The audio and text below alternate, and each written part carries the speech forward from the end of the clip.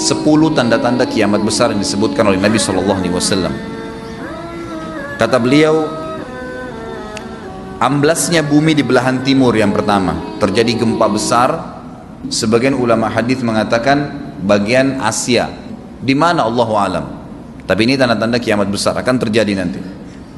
Kemudian terjadi lagi longsor bumi di belahan barat. Sisi barat bumi kita tahu wilayah Afrika dan seterusnya. Kemudian amblasnya bumi di Jazirah Arab. Ini yang dimaksud dengan amblasnya bumi, artinya longsor yang besar, yang sulit lagi untuk ditimbun, udah nggak bisa ditimbun, nggak bisa diperbaikin. Kalau di situ ada kota, ada kampung, pasti hancur udah. Tiga sekaligus terjadi longsor di tiga titik yang berbeda dan secara waktu atau dalam waktu yang bersamaan. Ini sudah selangsung tiga tanda-tanda kiamat. Jadi pada saat terjadi di timur itu tanda-tanda kiamat besar satu, terjadi di barat tanda-tanda kiamat besar dua, terjadi di Jazirah Arab tanda-tanda kiamat besar tiga. Kemudian di dalam hadis ini disebutkan secara beracak. Nanti sebentar setelah saya terjemahkan hadis ini saya akan sebutkan urutannya. Lalu kata Nabi SAW, kabut yang menutupi bumi ini. Kemudian ada Dajjal, jadi kabut itu dihitung dalam hadis ini yang keempat. Dajjal yang kelima. Kemudian yang keenam binatang melata. Nanti akan saya jelaskan juga apa yang dimaksud dengan binatang melata. Yang ketujuh keluarnya Ya'juj Ma'juj. Ini juga akan kita jelaskan nanti. Kemudian yang kedelapan matahari terbit dari tempat terbenamnya. Yang kesembilan keluarnya api dari perut kota Aden yang menghalau manusia. Sulit, manusia tidak bisa melalui Jazirah Arab. Kemudian yang ke-10 turunnya Isa putra Maryam. Turunnya Isa putra Maryam. Tentu saya katakan tadi hadis ini disebutkan dan disepakati oleh para ulama sifatnya teracak. Karena cukup banyak dalil-dalil yang lain yang mengurut kejadian ini. Urutan yang pertama dari 10 ini adalah keluarnya Dajjal. Ini urutan pertama. Dajjal, jemaah sekalian, adalah diambil dari kata-kata Dajjalah yang berarti kekacauan. Ciri-ciri Dajjal disebutkan dalam banyak hadis yang sahih adalah mata kanannya yang paling pertama rusak seperti anggur kering. Kata Nabi SAW dalam hadis sahih, ketahuilah Dajjal buta mata kanannya dan Tuhan kalian tidak buta, karena dia akan mengaku sebagai Tuhan. Kemudian dia orangnya memiliki kulit yang kehitam-hitaman serta memiliki dahi yang lebar. Setiap orang beriman bisa membaca di dahinya tertulis 3 huruf kafara. Semua orang yang ngerti tulisan Arab, tidak ngerti tulisan Arab akan bisa tahu dan baca itu kafara, kufur. Rambutnya keriting dan orangnya tinggi besar. Kata Nabi SAW, kalau kalian dengar Dajjal keluar di satu lokasi, maka menghindarlah. Walaupun kalian harus lari ke gunung, dia akan keluar membuat kerusakan selama 40 hari.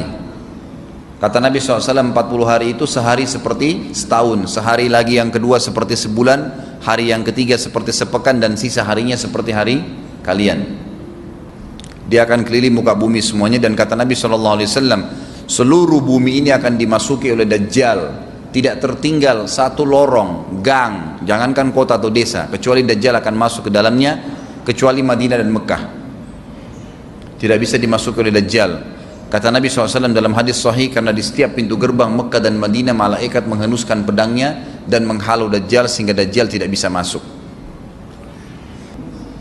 Pada saat dia tiba di Palestina, waktu yang bersamaan di kota Madinah berkecamuk. Kaum muslimin sepakat semua keluar untuk mengejar Dajjal dan membunuhnya. Keluar dari kota Madinah satu orang yang namanya seperti namanya Nabi Muhammad SAW, Muhammad bin Abdullah, dan dia dari turunan Nabi SAW juga. Dan orang ini punya julukan Mahdi, dikenal dengan Imam Mahdi. Inilah tanda-tanda kiamat yang kedua. Pada saat dia tiba di Mekah, dibaiatlah oleh banyak kaum muslimin, tidak disebutkan jumlah pasukannya, maka terbentuklah pasukan jihad yang mengejar Dajjal menuju ke Palestina. Lalu keluar tanda-tanda kiamat 3, langsung berentetan semua. Tanda-tanda kiamat besar yang ketiga adalah pada saat pasukan Imam Mahdi dengan pasukan jihad itu tiba di Darul Bayda namanya. Hadis menyebutkan di menara itulah, di masjid itulah Imam Mahdi mampir sholat asar bersama pasukannya. Dikatakan Isa alaihissalam akan turun sambil memegang kedua sayapnya malaikat, dan dari rambutnya yang basah meneteskan air. Maka dia pun turun, lalu kemudian dia masuk, dan orang-orang pada saat itu mengenalnya kalau dia adalah Isa, dan mereka sudah tahu ini masanya keluarnya Dajjal, ini Mahdi sudah ada, mereka tahu akan turun Isa, sudah ada informasi seperti saya sampaikan ke Bapak Ibu sekarang. Itu muslimin di zaman itu sudah tahu semua. Sholatlah mereka, kemudian mereka menuju ke Palestina. Ringkas cerita adalah Nabi Isa alaihissalam akhirnya tiba dengan pasukan mujahidin di depan pintu gerbang Babulut. Dajjal mengatakan, bukakan pintu gerbang, mereka tidak akan mampu melawan kita karena pasukannya mereka banyak memang.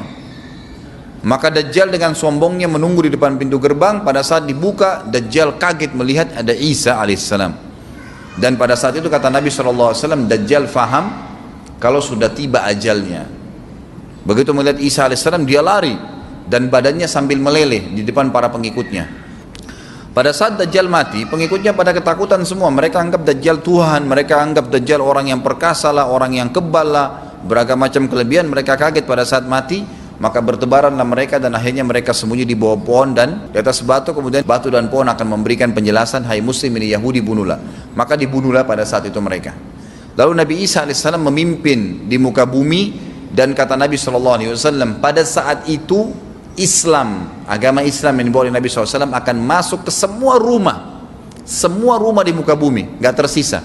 Satu dunia ini semuanya Islam. Hadis sahih. Maka Nabi Isa alaihissalam memimpin pada saat itu, disebutkan dalam hadis 40 tahun dengan ketenangan menerapkan hukum Islam. Semuanya beriman kepada Allah subhanahu wa ta'ala dan menjadi muslim. Setelah itu keluar tanda-tanda hari kiamat besar yang keempat, yaitu keluarnya Ya'juj dan Ma'juj. Nabi SAW sebutkan ciri-ciri mereka. Mata mereka sobekannya kecil sehingga mata mereka kelihatan seperti sipit, tapi bola matanya besar. Mereka memiliki rambut yang keriting, dan mereka memiliki poster yang umumnya seperti poster manusia. Ada hadis yang berbunyi mereka akan mendatangi sebuah sungai, kalau tidak salah namanya sungai Tibria, airnya banyak mengalir. Kata Nabi SAW, mereka semua minum air sungai itu, dan yang terakhir dari mereka datang sudah nggak dapat air. Artinya air sungainya habis diminum. Bayangin berapa banyak jumlahnya tuh. Pada saat itu Nabi SAW mengatakan, Allah berfirman kepada Isa, berkata, wahai Isa, aku akan mengeluarkan hamba-hambaku yang tidak ada seorang pun dari kalian bisa mengalahkannya, termasuk Isa alaihissalam, nggak bisa mengalahkan. Maka selamatkanlah dirimu bersama dengan pengikut-pengikutmu ke Gunung Tur namanya. Jadi memang Ya'juj ini ciri khasnya, kata Nabi SAW, mereka memakan apa saja. Jadi bukan seperti manusia normalnya. Mereka membunuh semua yang bukan seperti mereka. Sampai-sampai kata Nabi SAW, tidak ada yang bisa mengalahkan mereka, dan jumlah mereka sangat banyak. Salah seorang di antara mereka tahu dia akan mati kalau sudah punya 1000 anak. Kata Nabi SAW dalam hadis Bukhari, kecelakaanlah bagi orang-orang yang ada di Jazirah Arab. Kemungkinan besar makna ini adalah tempat mereka dekat dengan Jazirah Arab. Kata Nabi SAW, kecelakaan bagi orang-orang yang Jazirah Arab karena telah terbuka dari lubangnya Ya'juj Ma'juj sebesar ini. Udah kasih isyarat dengan jari ibu jari sama jari tengahnya. Artinya mereka sudah bisa melihat keluar. Pada saat mereka keluar, maka mereka akan mulai membuat kerusakan. Kata Nabi SAW di dalam hadis sahih riwayat Imam Bukhari, bahwasanya Ya'juj Ma'juj akan membunuh siapapun yang mereka temui. Bahkan pada saat mereka sudah merasa menguasai bumi, mereka melepaskan anak-anak panah mereka ke langit, lalu Allah menurunkan anak-anak panah mereka sebagai fitnah dipenuhi dengan darah. Maka mereka berkata, kami telah membunuh semua yang ada di bumi dan semua yang ada di langit. Kata Nabi SAW, Allah lalu mengizinkan Isa untuk berdoa kepada Allah agar memusnahkan mereka. Maka Isa alaihissalam pun akhirnya berdoa, meminta kepada Allah subhanahu wa ta'ala agar mereka semua dimusnahkan. Maka pada saat itu pun Allah subhanahu wa ta'ala menurunkan kepada mereka hama. Sebagian hadis menyebutkan serangga kecil seperti cacing, banyak sekali. yang menimpa tubuh-tubuh mereka. Setiap orang satu. Dan itu membuat mereka mati. Kemudian setelah itu Isa alaihissalam memimpin lagi di muka bumi sampai beliau meninggal. Setelah Isa alaihissalam meninggal, kembali lagi sebagian besar manusia berbuat kekufuran. Maka Allah subhanahu wa ta'ala keluarkan tanda-tanda kiamat besar yang kelima.